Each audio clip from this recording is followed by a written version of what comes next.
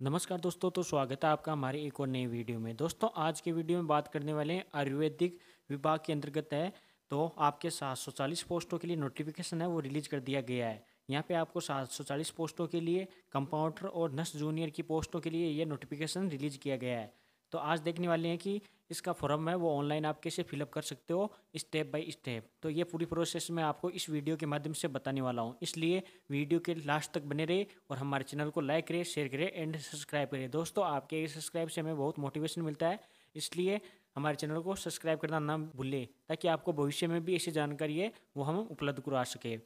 Form start करने से पहले एक बार मैं आपको इसके ऑफिशियल नोटिफिकेशन है उस पर नज़र डाल देते हैं। तो दोस्तों, यहाँ पे देख सकते हो आप, इसका नोटिफिकेशन है वो रिलीज कर दिया गया है और यहाँ पे आपको सीटों का वर्गीकरण देखने को मिल जाएगा कि आपकी कैटेगरी में कितनी सीटें रहने वाली है।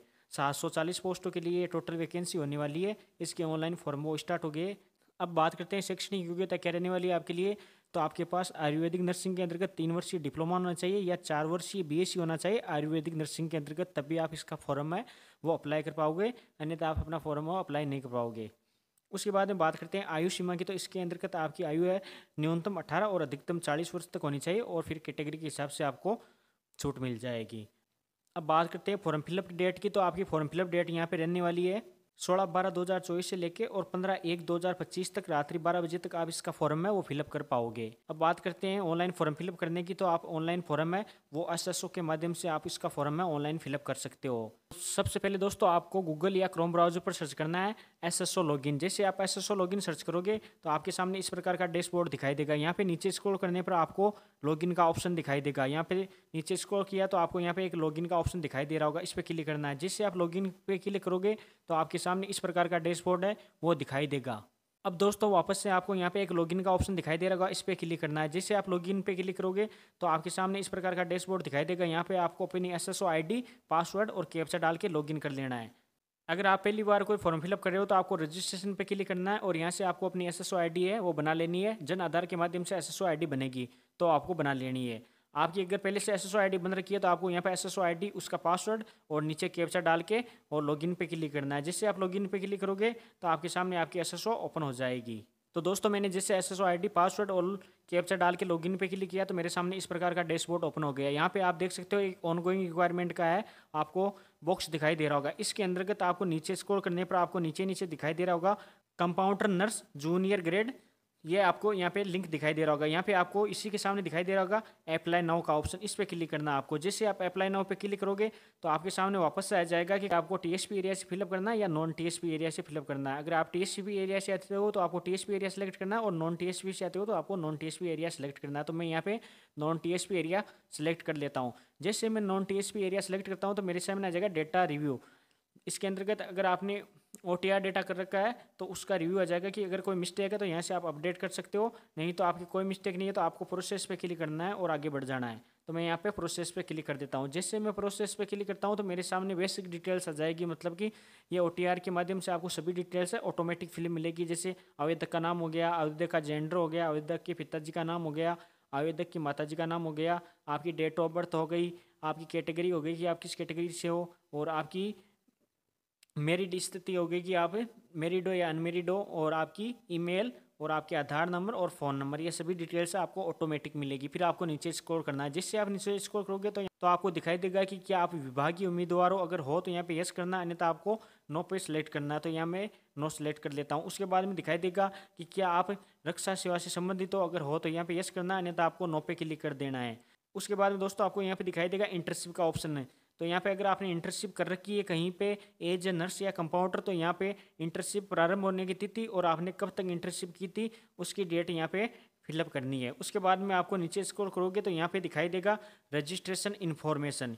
यहाँ पे देख सकते हो आपको एक रजिस्ट्रेशन इन्फॉर्मेशन है, इसका कॉलम दिखाई दे रहा होगा। यहाँ पे लिखा हुआ है a candidate must be registration in Rajasthan Ayurveda nursing council, मतलब कि आपने आयुर्वेद नर्सिंग है राजस्थान का, उसमें आपकी जो डिग्री है वो रजिस्ट्रेशन होनी चाहिए। तो वो पंजीकरण संख्या यहाँ पे डालनी है। उसके बाद पंजीकरण तिथि कब कब हुई थी वो, और आपकी पंजीकरण तिथि है वो कब तक वैलिड है, वो डिटेल्स यहाँ पे फिलअप करना है। उसके बाद में आप नीचे स्क्रॉल करोगे तो यहाँ आपको अपना है पत्राचार पता है वो डालना है। तो यहाँ पे आपको अपना विलेज डाल देना है, यहाँ पे आपको पोस्ट डाल देनी है, यहाँ पे आपको अपनी डिस्ट्रिक्ट डाल देनी है, यहाँ आपको अपने स्टेट है वो चुनना है, यहाँ पे आपको अपनी डिस्ट्रिक्ट चुननी है, और यहाँ पे आपको अपना पिन कोड डालना है। अगर आपका पत्राचार पता और स्थायी पता सेम है तो आपको इस कॉलम पे क्लिक करना है। जैसे आप इस कॉलम पे क्लिक करोगे तो आपका पत्राचार पता और स्थायी पता है वो दोनों में ऑटोमेटिक फिलअप हो जाएगा।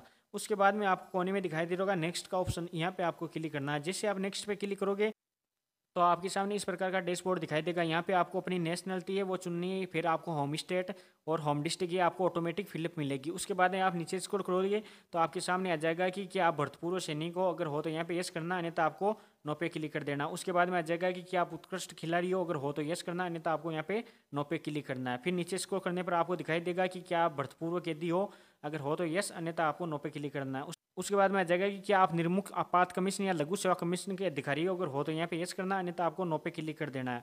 उसके बाद में नीचे स्क्रॉल करोगे तो यहाँ पे दिखाई देगा कि आप नर्स और कंपाउंडर के रूप में राजस्थान डॉक्टर सर्वपल्ली राधाकृष्ण आयुर्वेदिक विश्वविद्यालय जोधपुर है, वहाँ पर अगर आपने कार्य किया है तो यहाँ पे यस करना, अन्यथा आपको नो पे क्लिक कर देना। उसके बाद में आ जाएगा कि क्या आप एनसीसी कैंडिडेट हो, या अगर हो तो यहाँ पे यस करना, अन्यथा आपको नो पे क्लिक कर देना है।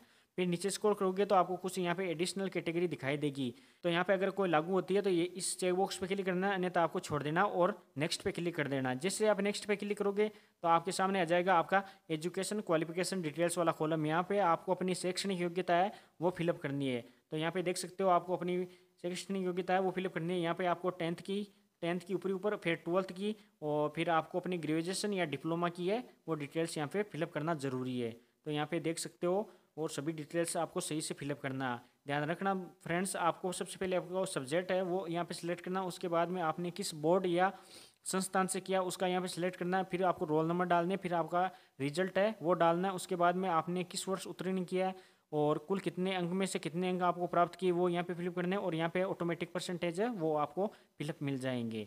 तो ये सभी डिटेल्स आपको यहाँ पे फिलअप कर लेनी है।